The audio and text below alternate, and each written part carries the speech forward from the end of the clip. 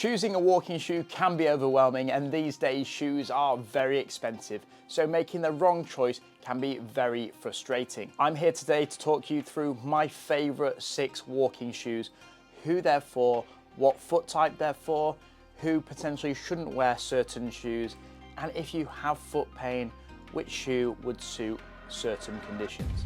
By the end of this video, you'll know exactly which shoe suits your feet for a long day of walking, whether just for day to day or taking a trip overseas where you tend to walk way more steps than you usually would. And I will be sharing with you my top 5 tips to pick the right shoe for you. My name is Paul McCauley. I'm a British trained podiatrist based in Singapore, and I love creating educational content for you to help you find the perfect shoe for your activity and improve your overall foot health. This video is not sponsored, and I haven't been paid to feature any of these shoes. This is all an honest review, and all of these shoes are shoes that I use with my patients successfully to treat their foot conditions. When I recommend a walking shoe, often they're actually a running shoe, and that is because running shoes have such good technology in them which take away the strain away from the foot and ankle for walking long distances too. Particularly the geometry of the shoe, the cushioning, the rocker on the forefoot, even the way it's fitted to the foot. It can really help to take the strain away from the foot and ankle so that you can walk long distances without any pain or discomfort in your foot, ankle and calves. Typically, I'd use these types of shoes for anything over 5,000 steps. For under that, I might use a lifestyle shoe or a sandal. The 5 most important things when choosing a great walking shoe, consider before you buy. Number 1 is going to be considering the terrain you're going to be walking on. Today's video is all about city walking shoes, so walking shoes suitable for concrete, pavements and cobbled streets. But if you're looking for something to wear off-road or a trail shoe, let me know in the comments and I can create a video specifically for those types of shoes in the future. Number 2, it's all about getting the correct fit. So you've got to know your size and you've got to know your width. For your size, you want a thumb's width in front of your longest toe. And to know if your current shoe is wide enough for you, you would take out the insole, put it on the ground, put your foot on the insole, and when you put your foot on the insole, you'll be able to see if there's any splay over the sides of the insoles. If there's splay on the sides of the insoles, then it's actually too narrow. Number 3, I want you to remember that light shoes aren't always good shoes. Light shoes tend to be very flexible, easy to twist and flex in the hands. What that means is they tend to lack support, they tend to lack cushioning, and actually, at the end of the day, that's when your feet are going to feel much worse. A lot of people, when they travel, they decide to go lighter on the shoes. Instead of lighter on the hair shampoo, the conditioner, they should definitely commit to taking a heavier shoe. The heavier shoes tend to be more supportive, they've got more cushioning, they're going to look after your feet on those long days when you need it. Number 4, having a shoe that is versatile. You don't need 5 pairs of type of shoe like you need 5 pairs of lifestyle trainers. You only need 1. If you get the right one, you can do your shopping in it, you can wear it for long walks with your family, and you can even do it to conquer all the walks overseas. Often people say they look too bulky to wear different occasions, but I can promise you that if you know you're going to walk long distances, wearing this type of shoe is going to take the strain away from your foot, ankle and your calf. And you will be thankful, because I see so many patients in clinic that go on holidays to Japan. They walk 20,000 steps a day for 10 days when they're only used to walking 3,000 to 5,000. They do that in a really bad shoe. They come back and they spend the next 3 to 6 months seeing a podiatrist or a physio because they are in so much pain. Finally, number 5, typical walking shoe will typically last 700 to 1500 Ks. That could last a couple of years. So even though it's on the expensive end, they will last a long time and they are good value for money. So choose a good shoe for when you know you're going to be doing a lot of walking. So today I'm going to go through my top 6, and hopefully by the end of this video, you'll know exactly which shoe you should wear and why. I'm going to start with the most cushioned shoe, and I'm going to work towards the most stable shoe. So first of all, we're going to dive into the Hoka Bondi 9. This shoe is a max cushioning shoe. It is suited to somebody with a very high rigid arch. If you have a high rigid arch, you have pressure points on your heel, on your forefoot, and this has lots of nice soft cushioning, so that takes the force, it absorbs the shock every step you take, reducing those high pressure areas. Hoka in general, they look quite bulky, they look quite wide, but they fit quite narrow. So their standard fit is a bit on the narrow side, so if you do have a wider foot, I would suggest going for the wide fit, and they do option of an extra wide. So in the ladies, that's a 2E fit, in the men's, that's a 4E fit. And if you're a lady with the bunion and an extremely wide foot, you could get the men's version, as they do come in quite neutral colours, and get that 4E fit for the bunion.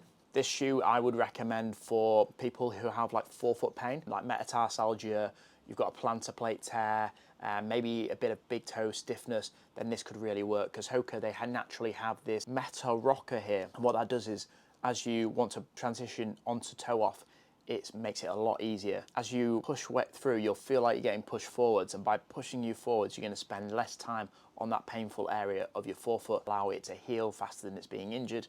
So it's going to be great for forefoot conditions. Just consider this: if you do have a flat foot, a pronated foot, then a max cushioning shoe may not be good for you. When you have a flat pronated foot, your foot excessively rolls in, and you're at risk of medial ankle pain, you're at risk of arch pain, and even plantar fasciitis. And having this soft cushion shoe, when your foot rolls in, it will compress and your foot may roll in further, putting excessive strain on the inside of the ankle. So again, that's something else to consider. The next shoe we have is the Brooks Ghost Max 2. And this shoe makes me quite excited because I use it a lot in clinic, especially for those people who are suffering with big toe pain. So whether that big toe pain is caused by regular gout, or whether it's caused by hallux limitus, which means like the big toe is a bit stiff, hallux rigidus, which means the big toe doesn't move at all, or you've had a bunion surgery and they've pinned your toe and it now doesn't move, then this shoe is going to be really nice for it. Again, like the Hoka Bondi, it's got this rocker. Not only does it have the rocker, it has a stiff forefoot, and then it has a thicker heel to forefoot, and quite a big one at that. So your foot is sort of in this position. It's pushing you forwards. The stiffness means that actually you transfer your weight to the toes very easily and quickly. The shoe doesn't bottom out. And then as you push onto the forefoot, it will propel you on much quicker with much less energy, taking that strain away from your big toe joint and allowing it to not become overloaded. So if you do feel big toe pain at the end of the day, usually in other shoes, this is going to be a great option for you. With Brooks, their shoes are great because they're really deep, so there's lots of space. If you put a custom orthotic in, it will fit nicely. There's loads of space in there. It also comes in a wide toe box. So like the Hoka Bondi, it comes in a 2E and a 4E for men. It comes in a 2E for women. But what's different between it and the Hoka is that it fits wide. So actually their wide 4E feels that bit wider than the Hoka. And it's a bit more rectangular in the toe box. So if you do have that wider foot, then I think this is going to be a great option for you. Again, because it's another sort of max cushioning shoe, if you have an excessively pronated foot and you do experience big toe pain, you've got to watch out, because as your foot rolls in and you go towards toe off, this could compress a bit, putting more strain on the inside portion of your joint, which could irritate it. So if you do have that excessively pronated foot, it might not be perfect for you. Maybe we can talk about one a bit later on in the Asics Kayano, which might work a bit better for you as well. Now we're going to move on to our neutral shoe, the Hoka, another Hoka, the Clifton. This is has always been a bit of a fan favorite for walking because it's a lot lighter than the Bondi. You know, it probably weighs sort of 20, 30 grams per side, sort of less than that. So it's a nice one to take traveling. It again has the nice rocker to it, so it's got that smooth transition onto forefoot. You get that nice propulsion feeling. One thing to note about the Hokas are, because they do have that rocker, if you're a bit older or a bit unstable on your feet and you're not used to being pushed forwards, it could lead to that feeling of a bit more instability. So if that's you, maybe steer away from it. Something less rocky, more stable, maybe like the Brooks Addiction, which we'll talk a bit more about later. So this shoe does feel like quite nice and plush underfoot. I would say it's good for someone with like a medium size arch, maybe somebody who doesn't really pronate excessively, doesn't supinate excessively, and to be honest, like doesn't really have much foot pain. It's not a shoe I recommend a lot in a therapeutic sense, but it is a great shoe to put loads of miles in, and the Hokas do last a long time, so you can get 1,000 Ks in these walking easily without too much wear as well. So it's a pretty good option. Similar to the Bondi, fits narrow, so if you do have that wider foot, go for the wide fit, and it comes in a 2E and a 4E, for men and women too. It does have a really nice deep heel cup. You do have like Haglund's deformity and sometimes shoes rub on it. Plenty of space in there for it. If you've suffered with Achilles tendinopathy, I would stay away from the Hokas. They only have a 5mm heel to toe drop. What that means is the heel is 5mm thicker than a forefoot, but we want the higher the better for Achilles tendinopathy. And so we see an 8mm heel to toe drop in the Asics Kayano 32s. We see a 12mm heel to toe drop in the Brooks Addiction. I think an 8mm in the Saucony. The Hokas aren't the best for Achilles tendinopathy, and because it's got a soft midsole, your heel will just drop into it, putting more strain on your Achilles. So probably not the best for that condition. Maybe okay for a bit of light metatarsal head pain, but if it's really quite sore, then I would go for one of these two instead. Then we've got another shoe which excites me, and this is the Saucony Tempus. This is the Tempus 1, but there is a Tempus 2 now, both quite similar shoes. This is a moderate stability shoe. A lot of people, when they go for a moderate stability shoe, they might go for the Asics GT 2000, but personally, I think this is a bit better. I think this is better because it feels lighter. They use a slightly different foam to what they use in the Asics range. It feels firmer when you're walking in it, and I actually quite like that. It gives a lot of stability for how light it is. It doesn't have as wide a base as the Asics Kayano, so the Asics Kayano is slightly wider through the arch area, probably giving more stability and support underneath the arch, but it does go up quite high here. So I think if you had a narrow foot, you'd feel that support, but if you have that wider arched foot, you probably won't feel the support through the arch as much. You might compress through it. Also, it does fit narrow, particularly on this model. They've got this sort of like knit upper around the little toe, and the big toe, they've got this tape which seems to be trying to stop it from wearing out, but actually I found that rubbed on my little toe quite a lot. So it does fit quite narrow, and then they don't seem to offer a wide fit. It's a bit frustrating, but if you have that narrow foot and you're looking for a decent amount of stability, then you'll definitely get that with the Sauconys. It's a really nice looking shoe. It's lightweight. It's very comfortable to wear as well. So now moving on into the stability range, we've gone from Saucony, mild stability. Now we're going into the Asics Kayano 32s. We will also touch on the Asics Kayano 31s, the previous models. This just came out about 2 or 3 weeks ago, and I love the Kayano 31s as a walking shoe. I genuinely use them all the time. If I went on a trip and was doing a lot of walking, I'd wear them pretty much non-stop. I had a bad ankle sprain and I wore them too.